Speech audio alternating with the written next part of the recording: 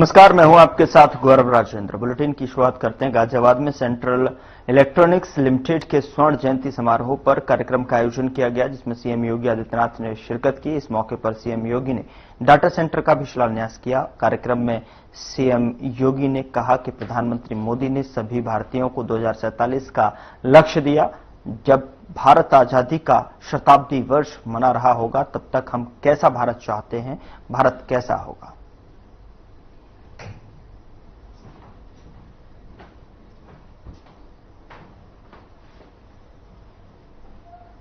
को बाबा साहब डॉक्टर भीमराव अंबेडकर जी के द्वारा भारत के संविधान का ड्राफ्ट तैयार करके संविधान सभा को सौंपा जाता है। 26 जनवरी 1950 को भारत ने अपना संविधान अंगीकार किया और उसे लागू किया। भारत ने बहुदलीय लोकतांत्रिक एक संसदीय पद्धति को अपने यहां लागू की और भारत के लोकतंत्र की यह खूबी रही है कि उसने भारत के हर वयस्क मतदाता को समान रूप से और किसी भी जाति, किसी भी मत, किसी भी मजहब, किसी भी क्षेत्र, किसी भी भाषा का हो, वयस्क मतदाता है तो समान रूप से सबको अपना एक मताधिकार की पूरी स्वतंत्रता दी। भारत के संविधान ने प्रत्येक नागरिक के लिए उसके मौलिक अधिकार दिए। भारत का संविधान दुनिया का सबसे बड़ा संविधान माना जाता है। दुनिया का भारत गौरव के साथ कहता है कि हम दुनिया के सबसे बड़े लोकतंत्र हैं और भारत को ही यह गौरव भी हासिल है कि दुनिया का सबसे प्राचीन लोकतंत्र के रूप में, लोकतंत्र की जननी के रूप में भी भारत दुनिया के अंदर अपनी बात को प्रभावी ढंग से रखने का अधिकार रखता है। सैकड़ों वर्षों की गुलामी के बाद 15 अगस्त 1947 को जिस देश को आजादी मिली, देश के महान स्वतंत्रता संग्राम सेनानियों ने, हुतात्माओं ने, क्रांतिकारियों ने अपना बलिदान देकर के जिस देश को आजाद किया, उसकी स्वाधीनता के लिए अपना सर्व कुछ न्यौछावर कर दिया। स्वतंत्र भारत की व्यवस्था कैसे होनी चाहिए, 1946 के देश के अंदर संविधान सभा के लिए हुए चुनाव के बाद भारत के अंदर एक संविधान सभा का गठन डॉक्टर राजेंद्र प्रसाद जी की अध्यक्षता में बनती है और जिसे 26 जनवरी 1950 को भारत ने लागू किया।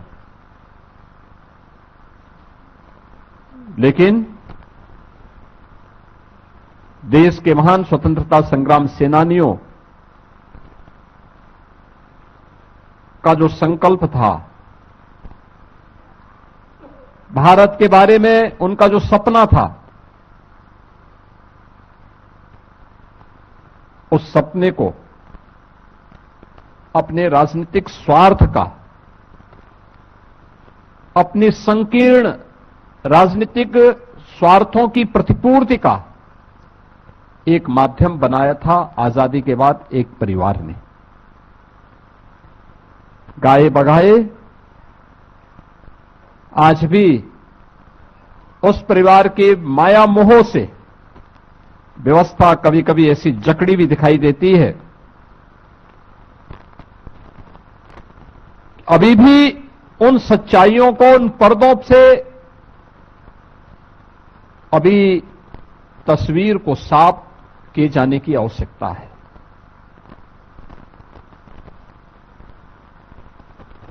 25 जून की तिथि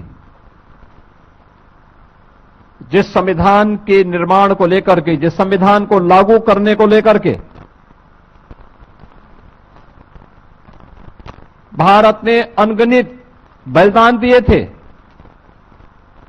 जिस लोकतंत्र को लेकर के विद्यार्थी हो या युवा, महिला हो या पुरुष, समाज के प्रत्येक तबके के व्यक्ति ने अपने आप को हर स्तर पर बलिदान देने में, किसी प्रकार का सहयोग देने में किसी प्रकार की कोई कोताही नहीं की। बाबा साहब भीमराव अंबेडकर ने तमाम अपमान सहने के बावजूद अपनी पूरी ताकत के साथ, अपनी पूरी बुद्धिमत्ता के साथ भारत के संविधान का जो ड्राफ्ट तैयार करके भारत के नागरिकों के लिए दिया था, उस संविधान का गला घोंटने में कांग्रेस की सरकार को कोई समय नहीं लगा। प्रश्न ये उठता है कि क्या कोई व्यक्ति देश से बड़ा हो सकता है? जो पाप कांग्रेस ने और तत्कालीन प्रधानमंत्री के रूप में श्रीमती इंदिरा गांधी ने 25 जून 1975 को किया था, अपनी सत्ता बनी रहे। इस देश के क्रांतिकारी नारा देते थे, तेरा वैभव अमर रहे मां, हम दिन चार रहे न रहे। और कांग्रेस ने उस दिन उस संकल्प को कैसे उस संकल्प को चकनाचूर किया कि मेरी सत्ता बनी रहे, चाहे लोकतंत्र रहे न रहे। और यह करके कांग्रेस ने आज ही के दिन 50 वर्ष पहले भारत के संविधान का गला घोंटने का काम किया था। भारत के संविधान का गला, ये भारत के नागरिकों के साथ, हम भारत के लोग का जो संकल्प भारत के संविधान के प्रेम्बल में प्रारंभ होता है, उन लोगों की भावनाओं पर कुठाराघात था। उनके संकल्पों को चकनाचूर करने की एक कुत्सित चेष्टा थी। कैसे प्रेम्बल तक में देर रात्रि में उन्होंने संशोधन करके धर्मनिरपेक्ष और समाजवादी शब्द जोड़ करके भारत की आत्मा पर कुठाराघात करने का कार्य किया था, संविधान की आत्मा को चकनाचूर किया था। ये किसी से छुपा हुआ नहीं। और अफसोसजनक तो ये कि पहले आम चुनाव के बाद बनी हुई तत्कालीन पंडित नेहरू की सरकार से लेकर के लगातार जब भी कांग्रेस को अवसर मिला, कांग्रेस ने बाबा साहब भीमराव अंबेडकर और भारत के संविधान को अपमानित करने का कोई मौका गंवाया नहीं। याद करिए, अभी 2 दिन पहले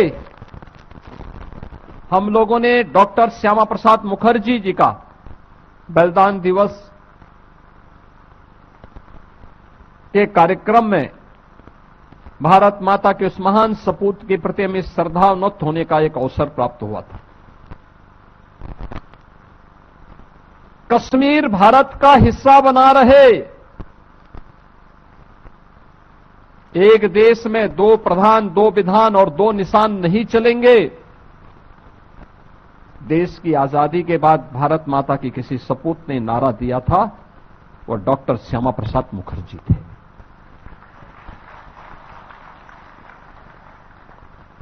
जब देश एक संविधान 1950 में लागू करता है, एक संविधान के तहत पूरे देश को एकता के सूत्र में बांधने के एक संकल्प के साथ उसको लागू करता है, तो फिर कश्मीर के लिए पृथक व्यवस्था क्यों? डॉक्टर श्यामा प्रसाद मुखर्जी जी ने यही तो बोला था, यही तो प्रश्न उठाया था, और इसके लिए उन्होंने अपना बलिदान दिया। कश्मीर में धारा 370 लागू करने का पाप ये कांग्रेस की सरकार का। मीडिया के गले को घोंटने का काम एक कांग्रेस की सरकार का काम है। मौलिक स्वतंत्रता को रौंदने का काम संविधान लागू होने के तत्काल बाद से कांग्रेस नेतृत्व की सरकारों ने प्रारंभ किया और ये सिलसिला जो वहां से प्रारंभ हुआ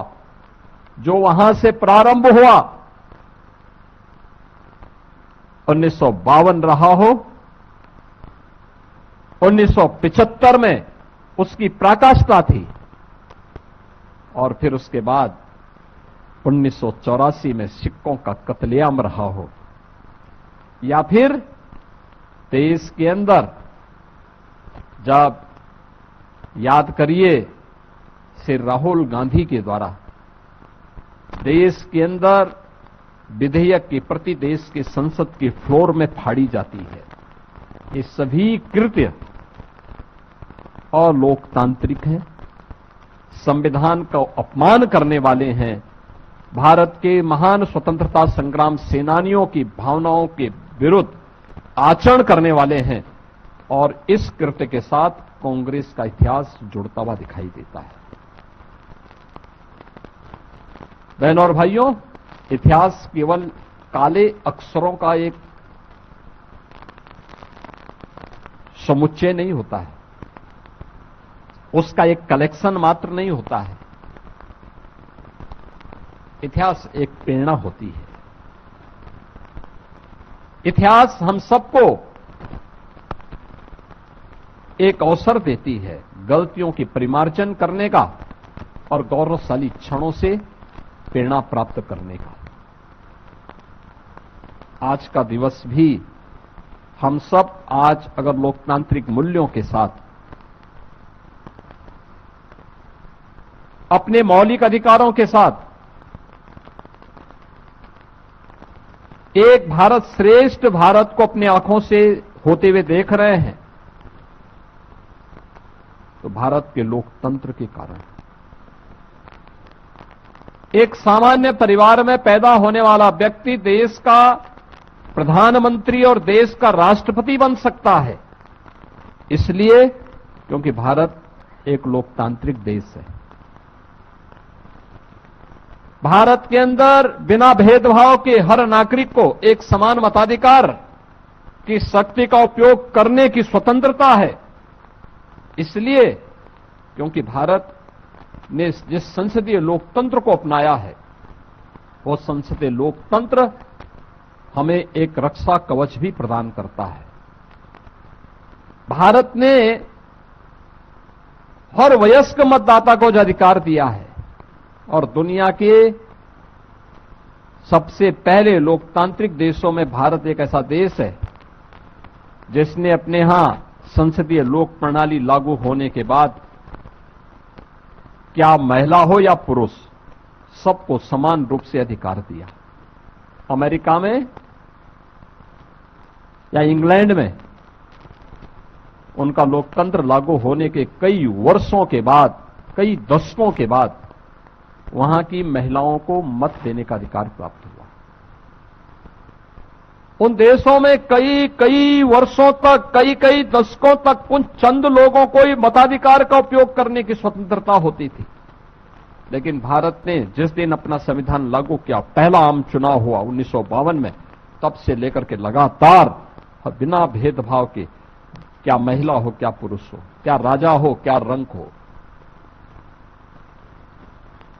हर नागरिक को एक समान रूप से लोकतांत्रिक मूल्यों के अधिकार देने की स्वतंत्रता दी। क्या हुआ था 25 जून 1975 को? यहां पे अभी आपने मंच पर उपस्थित लोकतंत्र सेनानियों के मुंह से इन बातों को सुना।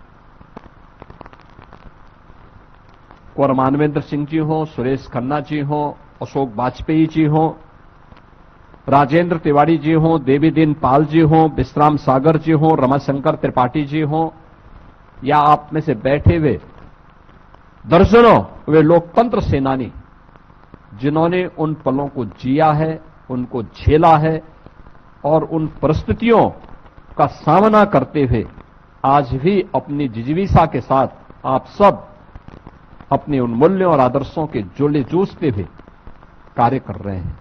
मैं इस अवसर पर आप सभी का अभिनंदन करता हूं, आपका स्वागत भी करता हूं। कांग्रेस को अपने इस कृत्य के लिए देश की जनता से माफी मांगने की भी मैं आज यहां पे मांग करता हूं। उसे माफी मांगनी चाहिए देशवासियों से, भारत के नागरिकों से, उन दलितों से, वंचितों से, गरीबों से जिनकी आवाज बाबा साहब भीमराव अंबेडकर की लेखनी के माध्यम से संविधान के अधिकार के रूप में उन नागरिकों को प्राप्त होती है। उन गरीबों से, उन वंचितों से माफी मांगनी चाहिए जिनकी आवाज को दबाने का काम कांग्रेस ने लगातार किया है, और वे चेहरे आज बेनकाब हो रहे हैं। आपने देखा होगा, समाजवादी पार्टी हो या आरजेडी, अन्य दिनों में इनकी प्रेस वार्ताएं होती हैं, इनके ट्वीट होते हैं। आज आपातकाल के इस काले अध्याय पर, संविधान की हत्या के इस दिवस पर उनका कोई ट्वीट नहीं आया। खन्ना जी ने यहां बताया है, स्वर्गीय मुलायम सिंह जी, स्वर्गीय जयप्रकाश जी रहे हों, डॉक्टर राम मनोहर लोहिया रहे हों, राजनारायण जी रहे हों, या आरजेडी के वर्तमान में नेता श्री लालू प्रसाद यादव लालू जी हों, ये सभी संविधान का गला घोंटने के खिलाफ किए जा रहे आंदोलन का हिस्सा थे। अटल जी विपक्ष के वरिष्ठ नेता थे। सदैव अटल जी, सदैव लालकृष्ण आडवाणी जी, सदैव डॉक्टर मुरली मनोहर जोशी जी, सदैव राजनाथ सिंह जी, ये सभी वरिष्ठ नेता राष्ट्रीय स्वयंसेवक संघ के पदाधिकारी हों, भारतीय जनसंघ के पदाधिकारी रहे हों, या जनता पार्टी के, ये सभी लोग कांग्रेस की इस तानाशाही पूर्ण कार्रवाई का विरोध कर रहे थे। उसका उन्होंने पुरजोर विरोध किया, यातनाएं भी झेली। लेकिन आज कौन वे लोग हैं जो कांग्रेस के खिलाफ खड़े तो हुए थे, लेकिन अपनी सत्ता स्वार्थ के लिए आज कांग्रेस के सामने ये नाक रगड़ते हुए दिखाई देते हैं। इनका ये चेहरा भी आज आप सब देख रहे होंगे। ये लोकतंत्र की दुहाई देते हैं, संविधान की दुहाई देते हैं, लेकिन संविधान का गला घोंटने वालों को और बाबा साहब भीमराव अंबेडकर का अपमान करने वालों को अपने गले का हार भी बनाते हैं। ये वही लोग हैं। इनका ये दोहरा चरित्र लोकतंत्र के लिए भी खतरनाक है, और साथ साथ उन मूल्यों और आदर्शों के सामने भी सबसे बड़ी बाधा है जो भारत के स्वाधीनता संग्राम सेनानियों ने जो सपना देखा था। आज का दिन हम सबको उन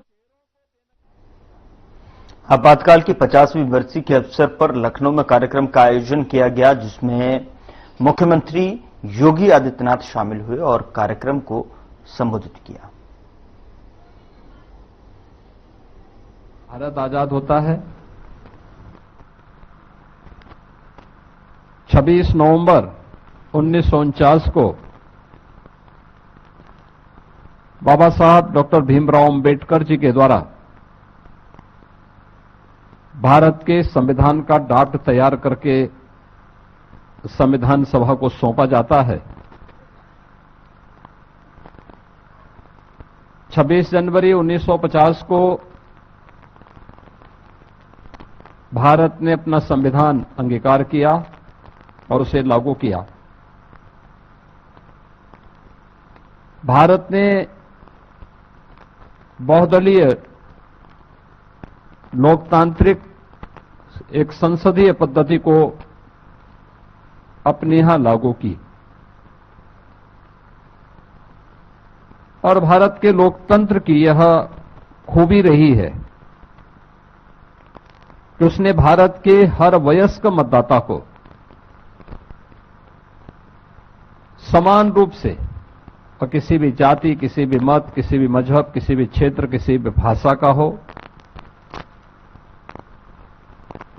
वयस्क मतदाता है तो समान रूप से सबको अपना एक मताधिकार की पूरी स्वतंत्रता दी। भारत के संविधान ने प्रत्येक नागरिक के लिए उसके मौलिक अधिकार दिए।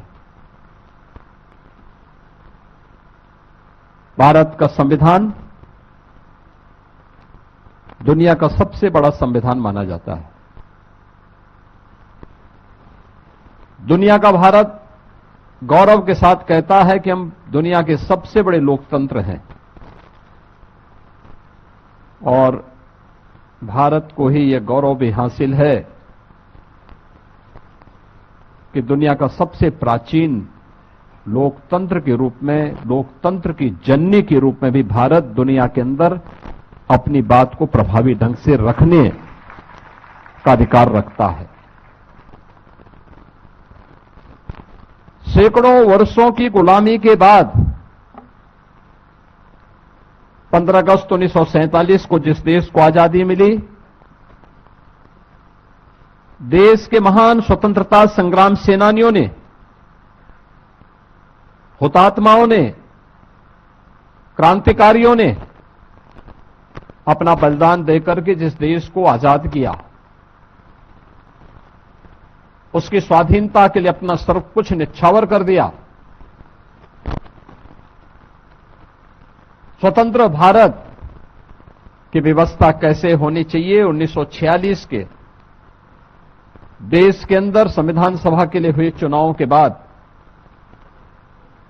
भारत के अंदर एक संविधान सभा का गठन डॉक्टर राजेंद्र प्रसाद जी की अध्यक्षता में बनती है, और जिसे 26 जनवरी 1950 को भारत ने लागू किया। लेकिन देश के महान स्वतंत्रता संग्राम सेनानियों का जो संकल्प था, भारत के बारे में उनका जो सपना था, उस सपने को अपने राजनीतिक स्वार्थ का, अपनी संकीर्ण राजनीतिक स्वार्थों की प्रतिपूर्ति का एक माध्यम बनाया था आजादी के बाद एक परिवार ने। गाए बगाए आज भी उस परिवार के माया मोह से व्यवस्था कभी कभी ऐसी जकड़ी भी दिखाई देती है। अभी भी उन सच्चाइयों को, उन पर्दों से अभी तस्वीर को साफ किए जाने की आवश्यकता है।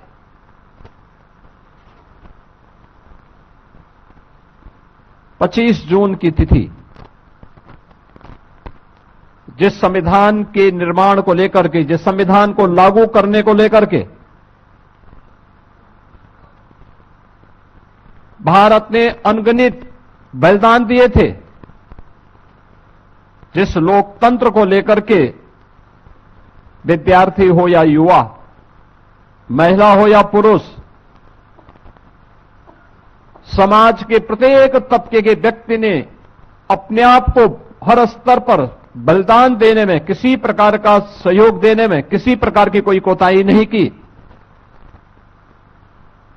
बाबा साहब भीमराव अंबेडकर ने तमाम अपमान सहने के बावजूद अपनी पूरी ताकत के साथ, अपनी पूरी बुद्धिमत्ता के साथ भारत के संविधान का जो ड्राफ्ट तैयार करके भारत के नागरिकों के लिए दिया था,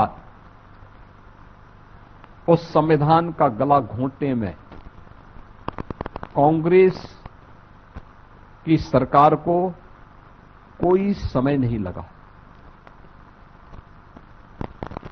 प्रश्न ये उठता है कि क्या कोई व्यक्ति देश से बड़ा हो सकता है? जो पाप कांग्रेस ने और तत्कालीन प्रधानमंत्री के रूप में श्रीमती इंदिरा गांधी ने